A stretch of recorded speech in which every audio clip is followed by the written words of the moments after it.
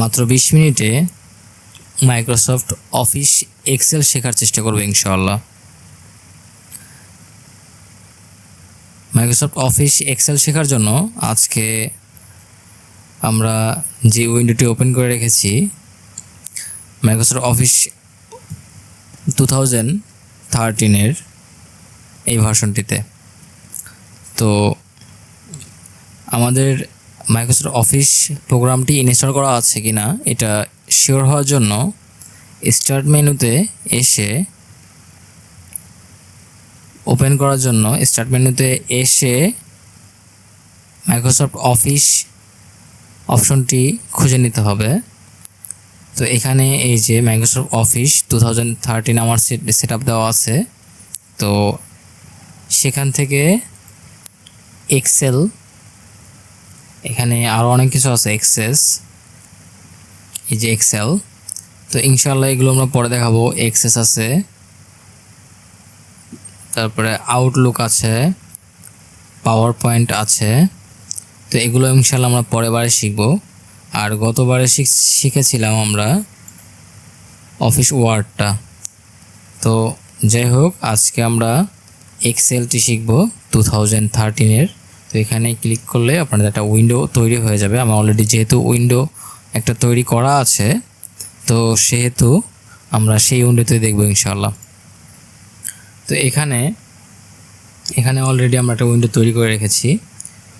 তো আপনারা চাইলে স্টার্ট মেনু থেকে অফিস প্রোগ্রামটি আনতে পারেন, অথবা যে কোনো একটা জায়গা থেকে, সাপোজ এখানে যদি আপনি কোনো একটা ফোল্ডারে যে রাইট ক্লিক করেও আপনি নিউয়ে ক্লিক করে এখান থেকেও আনতে পারবেন। এই যে মাইক্রোসফট এক্সেল ওয়ার্কশিট নামে অপশনটি আছে, এটাতে ক্লিক করলেও নতুন আরেকটা পেজ তৈরি হয়ে যাবে। আচ্ছা, যাই হোক, আমাদের পেজটি এটা। তো তাহলে আমরা আমাদের পেজটিতে চলে গেলাম। তো এখানে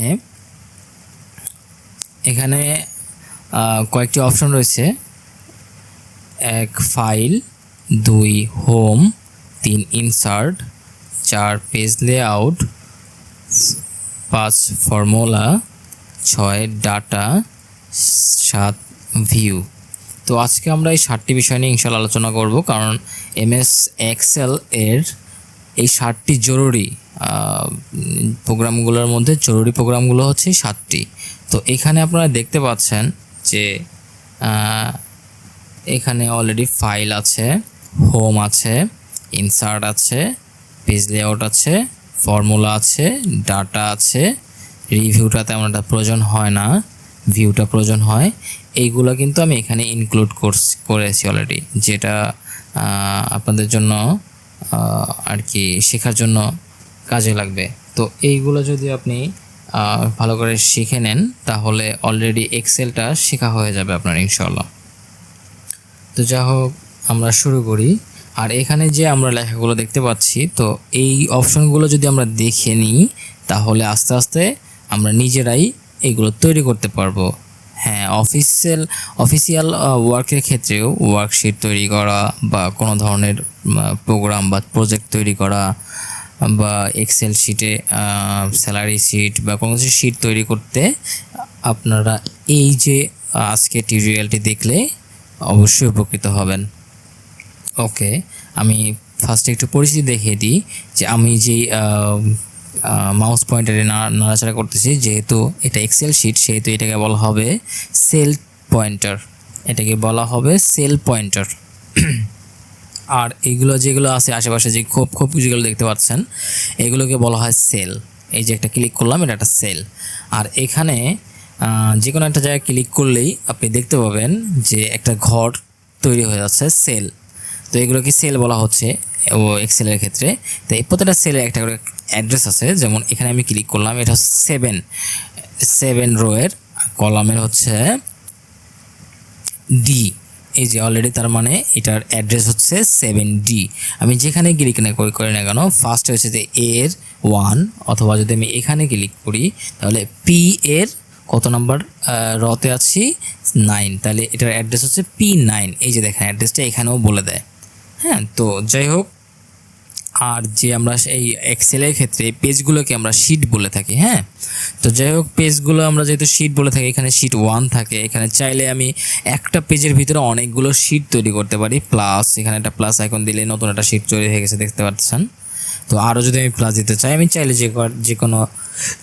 যে কয়টা চাচ্ছি ইনশাল্লাহ আমরা নিতে পারবো। তো যাই হোক, আমরা ফার্স্ট শিটেই কাজ করি।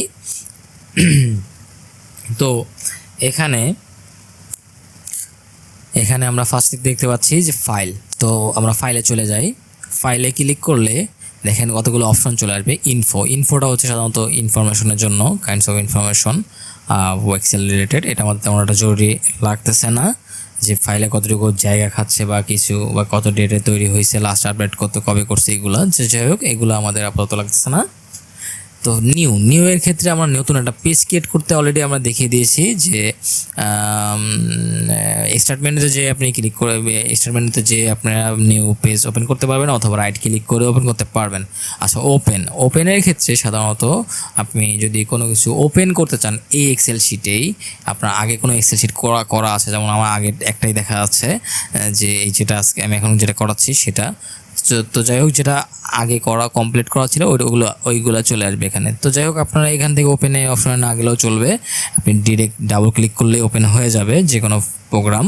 তো যাই হোক, আমরা সেভে যাই। সেভ হচ্ছে সাধারণত আমি এই যে লেখাটা অলরেডি যেহেতু এটা ফাইল আমার করা ছিল, তো এখন আমি যাই লিখব না কেন, আমার এটাকে সংরক্ষণ করার জন্য জাস্ট এখানে যদি আমি লিখি ওকে, তো এই ওকে অবস্থায় আমি যদি এখানে যদি সেভ দেই, সেভে ক্লিক করি আবার ফাইলে তাহলে এটা সেভ হয়ে গেল, ওকে পর্যন্ত সেভ হয়ে গেল। এবার যদি আমি অন্য কিছু লিখি, সাপোজ এটা কিন্তু সেভ হয়নি এগুলো, হ্যাঁ। তো যাই হোক, আবার যদি সেভে ক্লিক করি দেন সেভ আসবে। তো যাই হোক, আমি আবার ফাইলে ক্লিক করলাম। ফাইলে ক্লিক করার পর সেভ অ্যাজটা হচ্ছে সাধারণত এই সেভটাই যদি আমি নতুন একটা ফাইল ক্রিয়েট করতে চাই, সেক্ষেত্রে যে এটা এখানে আছে, আমি নতুন আর একটা ফাইল আমি ক্রিয়েট করবো, সেক্ষেত্রে সেভ অ্যাজ। যাই হোক, প্রিন্ট আমাদের বহু জরুরি একটা বিষয়। তো আমাদের প্রচুর এটা ব্যবহার হয়ে থাকে সাধারণত অফিসিয়াল ক্ষেত্রে। তো যাই হোক, আমরা যেই অবস্থাতে আছি, আমাদের এখানে আমরা যেটুকু কাজ করেছি সেই কাজটা যদি আমরা প্রিন্ট করতে চাই, তাহলে প্রিন্টে ক্লিক করে এখানে দেখেন প্রিন্ট প্রিভিউ চলে আসে, পাশে প্রিন্ট প্রিভিউ চলে আসবে, আর এখানে পেজ নাম্বারটা চলে আসবে। যে প্রিন্ট প্রিভিউ চলে আসছে, যেহেতু আমি অলরেডি পেজটা ব্রোকেন হয়ে গেছে, কারণ পেজের মাঝামাঝিতে আমি করছি। তো যাই হোক, আমি তো আসলে এটা প্রিন্ট দেবো না, এই জন্য আসলে আমি জাস্ট অতটা প্রিন্ট প্রিভিউ ফলো করিনি। তো যাই হোক, চাইলে এই প্রিন্ট ভিউ ফলো করেও করা যাবে, আমি দেখিয়ে দিচ্ছি কীভাবে করবেন। আর এখানে হচ্ছে পেজ কত, আই মিন সাপোজ 1 থেকে 10 নাকি 1 থেকে 1 পর্যন্ত, মানে আমি যদি আপনি একটা পেজই প্রিন্ট করতে চান তাহলে 1, এখানে 1 আর এখানে 1, দেন আপনার একটা পেজই প্রিন্ট হবে। অথবা যদি দ্বিতীয় নম্বর পেজটাই প্রিন্ট করতে চান তাহলে এখানে 2, এখানেও 2, তাহলে অনলি দ্বিতীয় নম্বর পেজটাই প্রিন্ট হয়ে যাবে। ওকে, আর যদি এখানে চাই আমি অল প্রিন্ট দিব, আমার পেজ যদি 2টা থাকে তাহলে 1 to 2, দেন আমার পুরো পেজগুলো প্রিন্ট হয়ে যাবে। আচ্ছা, যাই হোক, আমার এখন প্রিন্ট করা লাগতেছে না। আর এখানে হচ্ছে কপি, যে একই প্রিন্ট কয়বার হবে। আর এখানে প্রিন্টারটা কষ্ট করে দেখিয়ে দিতে হবে, যে একবার দেখিয়ে দিলে হবে, বারবার দেখা দিতে হবে না। তো একবার সাধারণত আপনার প্রিন্টারটা চিনিয়ে দিবেন কম্পিউটারের সাথে, ব্যাস এনাফ। ওকে, আচ্ছা, এবার পেজ সাইজ এগুলো আমি ভিতরে যাই দেখাই দিচ্ছি, এখান থেকেও আছে, তবে ভিতরে যাই দেখালে ভালো হবে। এই যে অপশনগুলো দেখালাম, ওই অপশনের ভিতরে সবই আছে ইনশাল্লাহ। আচ্ছা, শেয়ার সাধারণত মেইলিং শেয়ার, তো এইটার জন্য আউটলুকটা বেটার। মাইক্রোসফট অফিসের আউটলুক আছে, ওটা আমি ইনশাল্লাহ পরে দেখাই দেবো। আচ্ছা, যাই হোক, এবার এক্সপোর্ট সাধারণত হচ্ছে যদি আমি পিডিএফ আকারে যদি সেভ করতে চাই, অথবা XPS এই আকারে যদি সেভ করতে চাই, তাহলে আমার এক্সপোর্টে যেতে হবে। সাধারণত পিডিএফ আকারে অনেকে সেভ করে, যাতে পিডিএফ আকারে সেভ করলে কি হয়, ফন্টগুলো ব্রেক করে না, যেমন আছে তেমনই সেভ আকারে আরেকজনকে ইজিলি হবে আপনি দিতে পারবেন। আপনার ক্লায়েন্ট বলেন বা আপনার বায়ারকে বলেন, ইজিলি আপনি সেন্ড করতে পারবেন কোনো ডকুমেন্ট, এবং সে এডিট করতে পারবে না ওটাতে, অনলি ফর প্রিন্টের জন্য বা দেখার জন্য। এটা ভালো একটা সিস্টেম। আচ্ছা, যাই হোক, আপনি এটা ব্যবহার করতে পারেন। আচ্ছা, ক্লোজ হচ্ছে প্রোগ্রামটা ক্লোজ করার জন্য। তো যাই হোক আমরা এখানে মোটামুটি এই ফাইলটা আমরা শিখে গেলাম। আচ্ছা ফাইলটা ওকে ওকে লিখে দিলাম। আর এখান থেকে এখানে কিছু চিহ্ন আছে, এগুলো আমরা ইনশাল্লাহ একদিন ভালো করে শিখে নিতে পারবো। এখানে অলরেডি ক্লিক করে চেপে ধরে আর এখন শিখে নিতে পারলে তো ভালোই হয়। এই যে যদি আপনি ক্লিক করে চেপে ধরে যদি পাশে দিয়ে দেন তাহলে অলরেডি কপি হয়ে যাবে, শিখে নিতে পারলে আরও ভালো। আচ্ছা যাই হোক আমি ক্লিক করে দিলাম ওকে। আচ্ছা এখান থেকে আমি হোমে গেলাম, হোমে যে আমি পেজটা এখানে ফিল করে দিলাম যে এটা আমার ওকে হয়ে গেছে, হলো ওকে, সাইজটা বাড়িয়ে দিলাম। আচ্ছা যাই হোক এখন আমরা শিখবো হোম। আচ্ছা হোমে যে আমরা কিন্তু হোমে অলরেডি কাজ করলাম দেখলেন। হোমে সাধারণত বেসিক জিনিসগুলো থাকে যেগুলো বেশি সচরাচর প্রয়োজন হয়ে থাকে, সাধারণত কপি পেস্ট কাট। সাধারণত আমি যদি এটা কপি করতে চাই তাহলে এটাকে সিলেক্ট করে রাইট ক্লিক করলেও কপি চলে আসবে অথবা এখানেও কপি চলে আসবে। তা যাই হোক কপি অথবা কাট এখান থেকে আমরা রাইট ক্লিক করেও পাবো অথবা সাইড থেকেও পাবো। আচ্ছা কপি করার পরে হোমটা যেহেতু আমরা করতেছি ওকে লিখে দিতে পারি, রাইট ক্লিক করে আপনি এখানে পেস্ট দিলেও পারবেন, এই যে পেস্ট, অথবা এখানে ক্লিক করলেও চলে আসবে পেস্ট। আচ্ছা অলরেডি চলে আসছে। আচ্ছা এখন সেকেন্ডে যে আমরা এদিকে আসব তার সাইডে সাধারণত এটা হচ্ছে একটা ফন্ট, ডিফল্ট ফন্ট ক্যালিব্রি দেওয়া থাকে। তো এখানে আমি চাইলে ফন্ট আমি চেঞ্জ করতে পারি। ফন্ট আসলে লেখার ধরন বা স্টাইল। তো এইটা আমি সাধারণত করতে পারি অনেক ধরনের, অ্যারাই ব্ল্যাক অথবা অ্যারাইল। তো যাই হোক অনেক ধরনের আছে, এই ক্যামব্রিয়া, টাইমস নিউ রোম্যান। সাধারণত বেসিকটা হচ্ছে the Times new Roman, time new Roman, caps lock চাপা আমার, এই যে টাইম নিউ রোম্যান চলে আসছে অলরেডি। এই যে এটা হচ্ছে আমাদের বেসিক ফন্ট। যাই হোক আর এখানে সিলেক্ট করে সব কিছু যদি আমি করতে চাই প্রত্যেক আগে শিওর হয়ে নিতে হবে যে আমরা সিলেক্ট করে নিয়েছি। সব কিছু সিলেক্ট করে নেওয়ার পর এরপর bold, B means bold, I means Arial, italic, I means italic, U means underline. And এইগুলো হচ্ছে আমরা ওয়ার্ডেও দেখেছিলাম, কিন্তু এখানে সাধারণত নতুনের ক্ষেত্রে সাধারণত বর্ডারটা আপনি যদি চান তাহলে বর্ডার দিয়ে দিতে পারেন। এখানে সিলেক্ট করে নিয়ে এখানে যে বর্ডারে যে অল বর্ডার, তাহলে সুন্দর টেবিল মতো হয়ে গেছে, কারণ অলরেডি এগুলো সেল এবং টেবিল বোথ বলতে পারেন। তো যাই হোক আমি সিলেক্ট করে দিলে এখানে টেবিল ক্রিয়েট করা অনেক সোজা। এটা ইনসার্টে যে ওয়ার্ডে শিখেছিলাম, কিন্তু এটা এখানে আমরা জাস্ট খালি বর্ডার করে দিলেই টেবিল ক্রিয়েট হয়ে যাবে। আচ্ছা যাই হোক এরপরে আসি আমরা বর্ডার নিয়ে, যে কালার ফিল করার জন্য। তো যে কোনো একটা সেল সিলেক্ট করে আমি যদি এখানে কি কালার দিতে চাই এখানে অ্যারোতে ক্লিক করলে কালারগুলো চলে আসবে, যে কোনো কালার আমি চাইলে দিতে পারবো, যে কোনো কালার দেওয়া সম্ভব। এখানে অলরেডি অনেকগুলো কালার আছে, চাইলে আরও চুজ করা যায়। তো যাই হোক আমি যে কোনো একটা কালার দিয়ে দিলাম শেখানোর ক্ষেত্রে। আচ্ছা এইটা হচ্ছে এ দিয়ে রেড চিহ্ন, আবার সিলেক্ট করে নিই।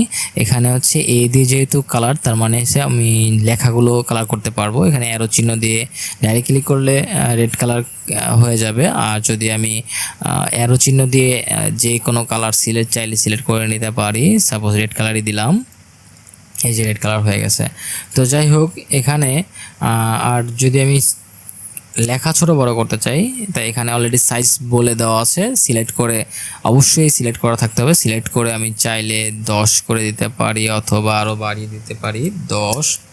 তাহলে এখানে 10 ব্যাস, এই যে 10 সাইজ 10 হয়ে গেছে।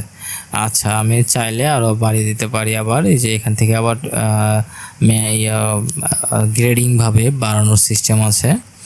সাইজ অনুযায়ী বাড়বে এক সাইজ করে। তো যাই হোক, আচ্ছা এবার টেক্সট অ্যালাইনমেন্ট সাধারণত আমি চাচ্ছি যে সিলেক্ট করে নিয়ে আমি চাচ্ছি যে এখানে বর্ডার থেকে শুরু হবে, তাহলে সাইড অ্যালাইন, রাইট অ্যালাইন, অথবা মিডিল থেকে শুরু হবে তাহলে মিডিলটা অ্যালাইন করে নিতে পারি। তো অলরেডি দেখছেন যে চেঞ্জ হচ্ছে। তো যাই হোক, তো এইগুলো সাধারণত বেশি জরুরি হয়ে থাকে। তো এখানে হোমের কিছু কিছু ফর্মুলার অপশনগুলো এখানে অলরেডি আছে। অটো সাম, এটা আমরা ফর্মুলাতে যে দেখলে ভালো হবে।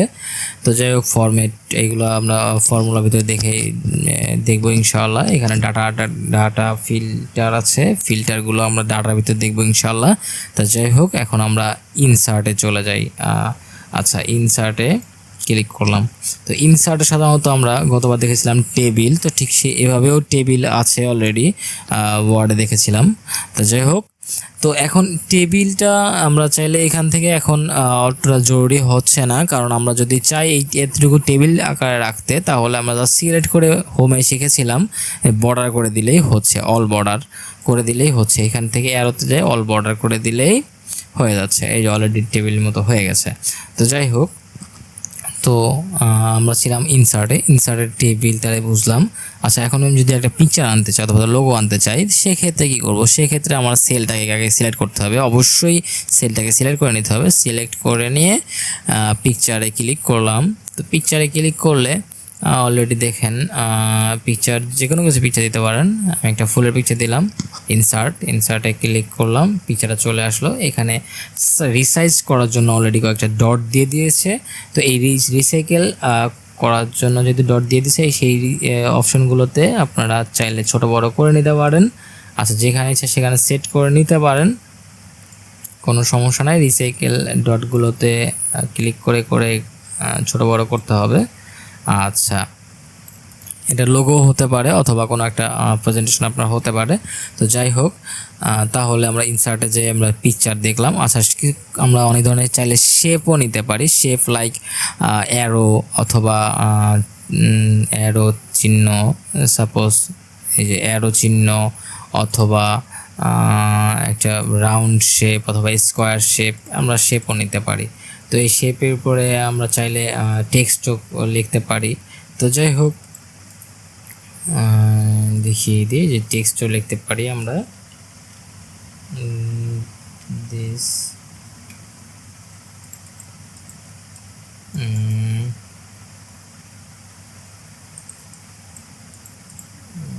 অলরেডি ছোট আকারে লেখা হচ্ছে, এই জন্য দাঁড়ান আপনাদের একটু বড় করে দেখানোর চেষ্টা করি।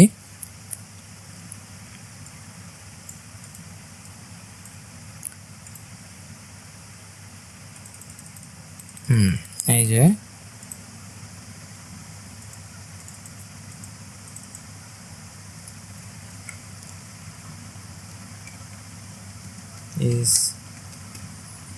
is for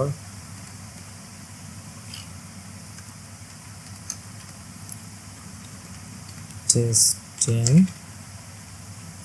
purpose। আচ্ছা, যাই হোক, তো আমরা দেখলাম যে চাইলে শেপটাকে আমরা চাইলে ছোট বড় করে নিতে পারি, যেখানে সেখানে আমরা লাগলে বাটন মতো করে নিতে পারি। আচ্ছা, তো যাই হোক, এটা আমরা মুভ করে নিতে পারি। তো যাই হোক, এখন সাধারণত এখান থেকেও আপনার টেক্সটটাকে আমরা যে কোনো ধরনের স্টাইল করে নিতে পারি। হোমে যে আমরা আগে দেখেছিলাম যে হোমে যে আমরা স্টাইল করে নিতে পারি, কালার অথবা বড় ছোট অথবা ফন্ট চেঞ্জ করে নিতে পারি। আচ্ছা, যাই হোক, এটা এক কর্নারে থাক আমাদের। আচ্ছা, আপনারা চাইলে স্ক্রিনশট নিয়ে রেখে দিতে পারেন, অথবা যদি কোনো কিছু না বুঝতে পারেন তাহলে দয়া করে পিছনে টেনেও দেখে নিতে পারেন। আচ্ছা, ইনসার্টে যে আমরা এখানে দেখলাম ইমেজ আনা, তারপরে শেপ আনা। আচ্ছা, চার্টগুলো আপনি বিভিন্ন রকমের চার্ট এখানে আছে, লাইক আমি যে কোনো একটা চার্ট নিয়ে ক্লিক করে দেখাচ্ছি। তো এখানে চার্ট দিয়ে আপনি মেজারমেন্ট করতে পারেন। আমি ওয়ার্ডে বলেছিলাম যে এক্সেলে এই চার্টটা খুব ভালো হয়। তো যাই হোক, এখানে অলরেডি চার্ট আমি একটা আনছি। এখানে দেখেন চার্টে কিছু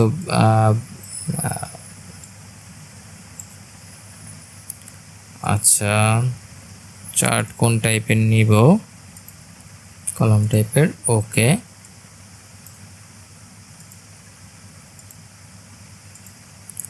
আচ্ছা, কুইক চার্ট। আচ্ছা, চার্টটা আমরা আবার নিয়ে আসি।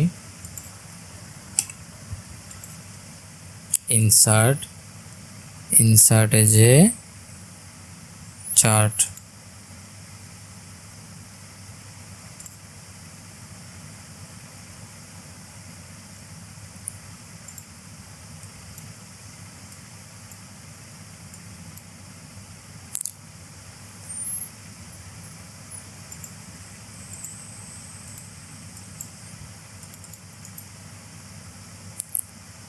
চার্টে যে আমরা এখানে সিলেক্ট, আমরা ভ্যালু দিলে ভ্যালুগুলো সুন্দরভাবে শো করবে। আচ্ছা, যাই হোক, চার্টে আমরা সিলেক্ট না করেই আমরা চার্টটা ওপেন করে নিয়েছি। আগে সিলেক্ট করে নিব, লাইক আগে আমাদের একটা ভ্যালু তৈরি করে নিব। সাপোজ আমাদের দেশের জনসংখ্যা অথবা কোনো কিছু মেজার করার জন্য এটা বেশি ব্যবহার হয়ে থাকে চার্ট, লাইক আমাদের বিডি বাংলাদেশ জনসংখ্যা, সাপোজ 2010-এ ছিল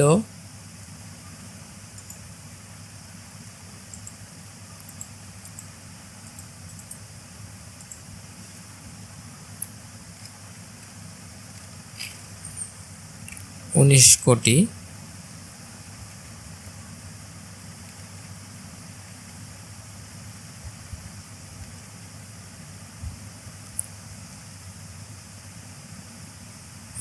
সাতটা হয়েছে। আচ্ছা, এখন আর 20-এ 20 কোটি।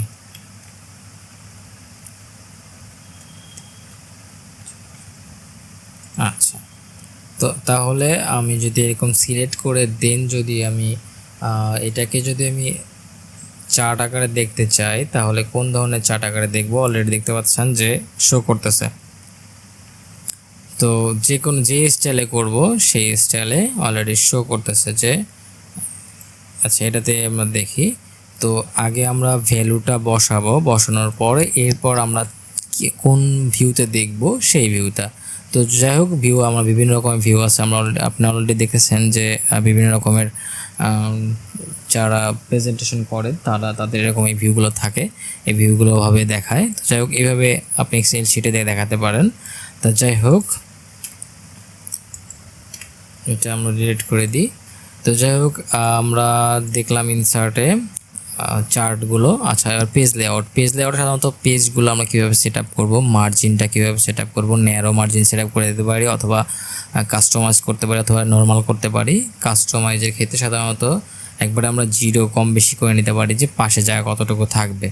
আচ্ছা, এখানে তো অলরেডি দেখতে পাচ্ছেন যে একটা সরু একটা দাগ দেখা যাচ্ছে, এই যে পেজটা দাগ দেখা যাচ্ছে। আমরা প্রিন্ট প্রিভিউ দেখানোর সময় দেখেছিলাম যে অলরেডি ব্রেক হয়ে গিয়েছিল, এই কারণে সাধারণত যে মাঝখান থেকে দাগটা চলে গেছে, তার মানে দুটো পেজ ভাগ হয়ে গেছে। আমরা যদি এখানে একটা পেজে এক পাশে নিয়ে করতাম, তাহলে অবশ্যই একটা পেজের ভিতরে থাকতো। তো যাই হোক, এখানে এই যে মার্জিনগুলো, এগুলো আমরা কম বাড়া করে দিতে পারি।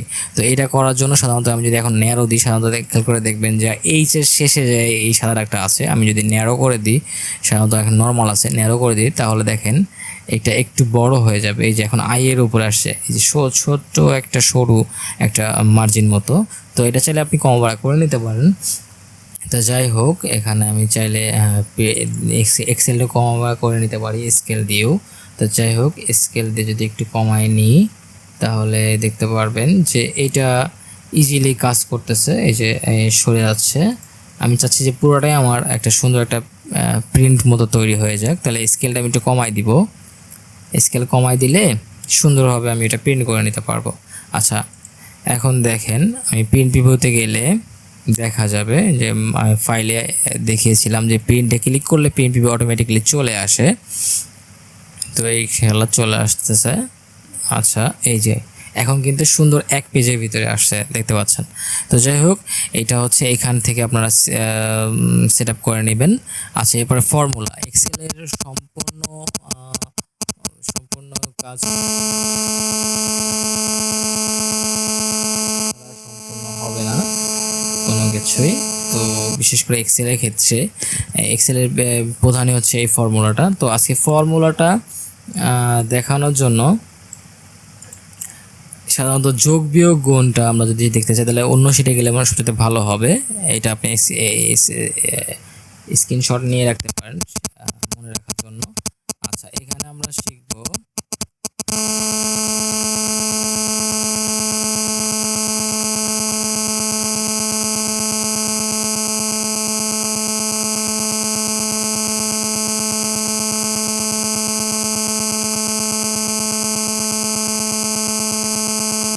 শিটে আসলে, নতুন একটা শিটে আসলাম। এখানে আমি সাধারণত যদি যোগ বিয়োগ করি, সাপোজ আমার, আচ্ছা এখন আমের সিজন, আম নিয়ে আমরা কথা বলি। ম্যাঙ্গো, মনে করেন ম্যাঙ্গো আছে 10টা। আচ্ছা, আর এদিকে বানানা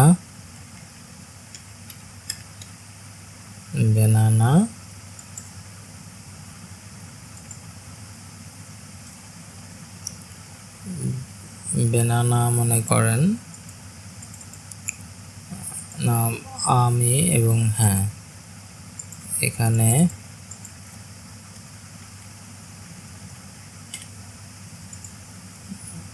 বিশটা আমি নিলাম,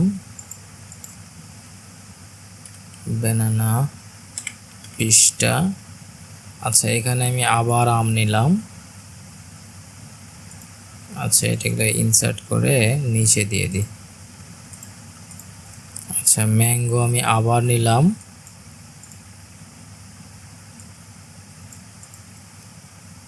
15টা।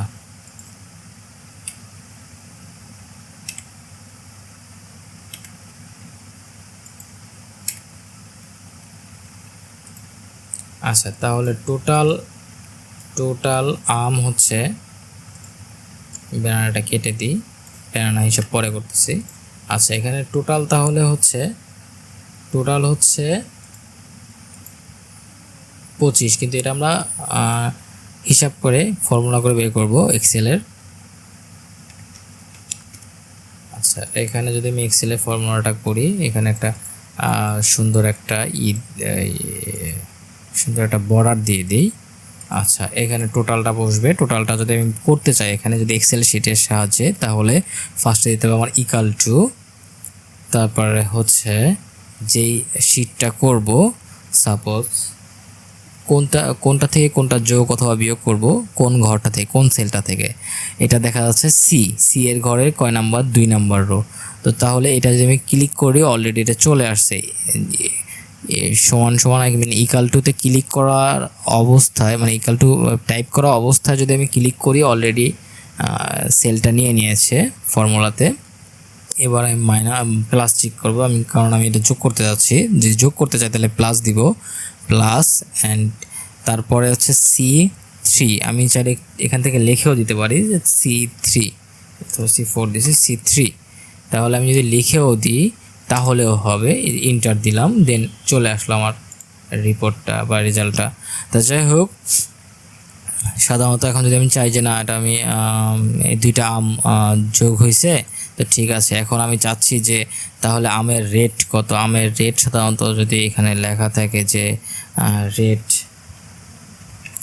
রেট হচ্ছে, রেটটা আমি একটা ছেলে দিলাম, রেট মনে করেন যে 50 টাকা, তো এখানে 50। আচ্ছা, তাহলে এখানে প্রাইস কত, প্রাইস ইকাল, আচ্ছা প্রাইসটা পড়বে এখানে, এটাও আমি হাইলাইটস করে দিলাম। আচ্ছা, এখানে প্রাইস যদি আমি বের করতে চাই তাহলে আবার ইকাল টু, সূত্রর ফার্স্ট হচ্ছে ইকাল টু ইকুয়াল টু দিয়ে এবার হচ্ছে কোন রো থেকে কোন রো আমি মানে যোগ অথবা গুণ করবো। যদি আমি প্রাইস বের করতে চাই তাহলে এটার সাথে গুণ করলে হয়ে যাচ্ছে। তাহলে হচ্ছে টোটালটা আছে সি এর 5 নম্বরে। তো আমি যদি টাইপও করি যে C5 তাহলে অলরেডি এই রোটা অলরেডি সিলেক্ট হয়ে গেল দেখলেন। আচ্ছা, তাহলে ইনটু ইনটু ইনটু করতে হলে তাহলে এখানে যে স্টার চিহ্নটা আছে এই স্টার চিহ্নটা নাম্বার কিউতে স্টার চিহ্নটা ক্লিক করে টাইপ করে দেন আমি কোন রোটার সাথে গুণ করতে যাচ্ছি, রেটটা আমরা দিয়েছিলাম বি এর 8 নাম্বার রোতে। তো আমি যদি টাইপ করি B8 তাহলে হয়ে যাচ্ছে। আচ্ছা, এবার ইন্টার দিতে হবে। এবার ইন্টার দিলেই চলে আসবে কাঙ্ক্ষিত ফলাফলটি। আচ্ছা, বিয়োগ করার ক্ষেত্রেও তাই। আমি যদি চাই যে আমার আম কয়েকটা বিক্রি হয়ে গিয়েছে তাহলে সেক্ষেত্রে আমরা চাইলে এখান থেকে মাইনাস যে সেল, আচ্ছা সেল যদি আমরা করি, আচ্ছা এটা এখানে যদি আমরা ইনসার্ট নিয়ে নিই, ইনসার্ট তাহলে র বেড়ে গেল। আচ্ছা, এখানে আবার একটা ক্লিক করলে এটা চলে যাবে, এখানে যে নন দিতে হবে, নো ফিল। আচ্ছা আচ্ছা, এখন এখানে আমি যদি চাই সেল করলাম, সাপোজ সেল সেল করছি সাপোজ 5টা, তাহলে আমার টোটাল থাকলো ইন টোটাল।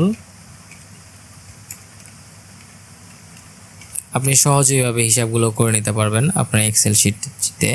আচ্ছা, তাহলে বড়টা ফার্স্টে আমাদের ওই আগের মতোই ইকাল টু সূত্র বসানোর জন্য ইকাল টু দিয়ে আমরা এখানে মাইনাস করব টোটালটা, C5 দিলে হচ্ছে C5 অটোমেটিক সিলেক্ট হয়ে গেছে। আচ্ছা, এখানে মাইনাস চিহ্ন, নাম্বার চিহ্নে যে মাইনাস চিহ্ন আছে এটা অলরেডি এখানে দেখাচ্ছে। তো এই মাইনাস চিহ্ন দিলে তারপরে কতটা মাইনাস করতে যাচ্ছি তারপরে যেটা আছে C6।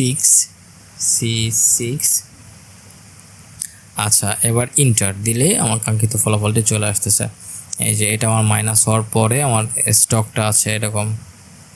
আচ্ছা, তাহলে এখানে কিন্তু সব কিছুই আমরা করে নিলাম, যোগ বিয়োগ গুণ ভাগ। তো এই ফর্মুলাতে যে এখানেও কিন্তু অলরেডি এই যে আরও অ্যাডভান্স লেভেলের সাম, অ্যাভারেজ, ম্যাক্সিমাম, মিনিমাম এগুলোও দেখাবে। সাপোজ আমি যদি এখানে টোটালটা করলাম, টোটালটা যদি বলতাম না যে আরও অনেকগুলো সংখ্যা আছে সেগুলো আমি একসাথে যোগ করতে চাই, তাহলে এই যে সামে ক্লিক করলে, অটো সামে ক্লিক করলেই চলে আসতো। আচ্ছা দেখি, আমি একবার করে দেখাচ্ছি। সাপোজ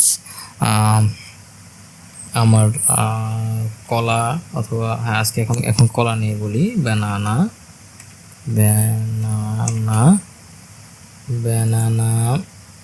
10টা,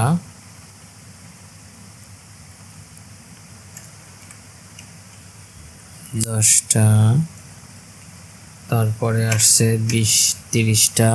মনে করেন খুচরা দোকানে সে কলা বিক্রেতা, তার ক্ষেত্রে কলা সে আনছে এবং বিক্রি করছে।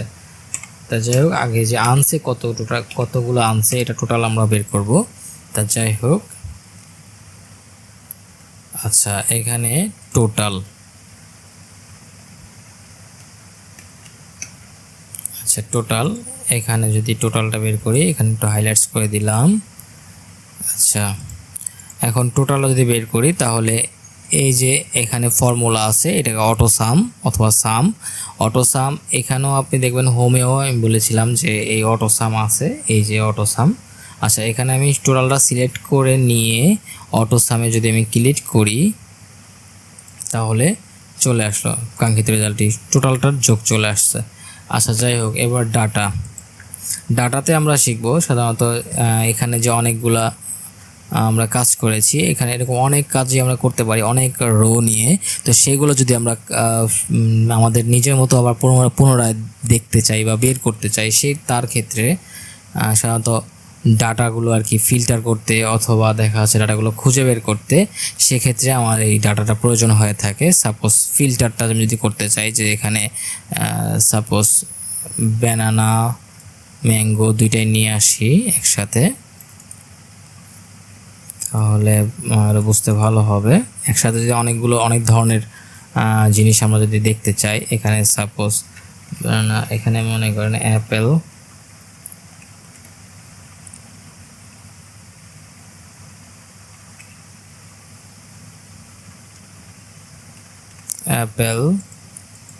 তারপরে হচ্ছে আচ্ছা যাই হোক, মেনি থিংস লাগবে না আর।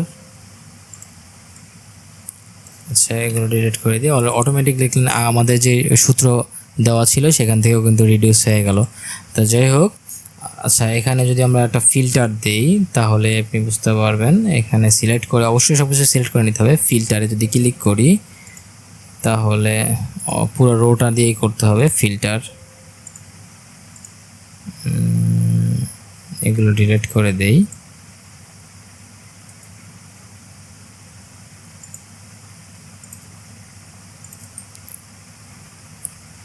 ডিলিট।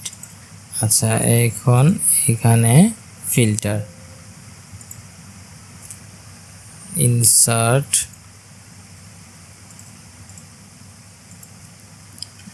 নেম,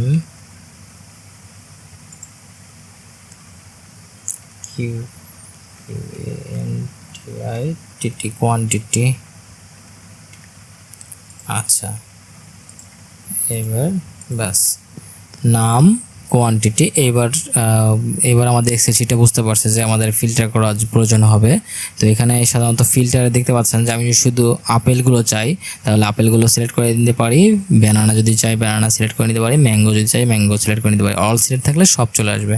আচ্ছা আমি যদি শুধু ম্যাঙ্গো দুইটা আছে তো ম্যাঙ্গোকে ক্লিক করলাম, ওকে দিলাম, দেখেন আমাদের শুধুমাত্র ম্যাঙ্গোগুলোই শো করতেছে। তো এইভাবে আসলে অনেক কিছু এরকমভাবে আমরা কাজ করে নিতে পারি। অলরেডি ইন্টারনেটের সার্ভারগুলোতেও কিছু কিছু ডাটাবেসে এইভাবে কাজ করে থাকে, আমরা যে সার্চ করে চলে আসে এগুলো আসে। যাই হোক এগুলো আমরা পরে নিয়ে আলোচনা করব। তো যাই হোক ফিল্টারের কাজগুলো আমরা দেখতে পেলাম। তো এরপরে হচ্ছে ভিউতে সাধারণত আমরা তেমন বেশি কোনো কাজ নেই। এখানে নর্মাল ভিউতে আমরা সাধারণত কাজ করে থাকি। পেজ লেআউট অথবা print view. Page layout view সাধারণত তেমন একটা উপকৃত হওয়া যায় না, কারণ এখানে সাধারণত একটু এলোমেলো দেখানো যায়। তো যাই হোক সেক্ষেত্রে নর্মাল ভিউটাই ভালো। আচ্ছা এখন আর আপনারা দেখতে পারবেন যে ফর্মুলা বার যদি কখনো চলে যায় বা কোনো সমস্যা যদি হয়ে যায় ক্লিক করতে যেয়ে, সেক্ষেত্রে এখান থেকে আপনারা সমাধান করতে পারেন। যেমন ফর্মুলা বার যদি ক্লিকটা উঠে যায়, সাপোজ ফর্মুলা বারে যদি ক্লিক চেক বক্সে যদি টিক মার্কটা উঠে যায় তাহলে দেখতে পারবেন যে আপনার এটা চলে যাবে, তাহলে কিন্তু আপনার কাজ করতে অসুবিধা হতে পারে। তো সেহেতু ফর্মুলা বারে চেক বক্সে চেক মার্কটা দিয়ে নেবেন।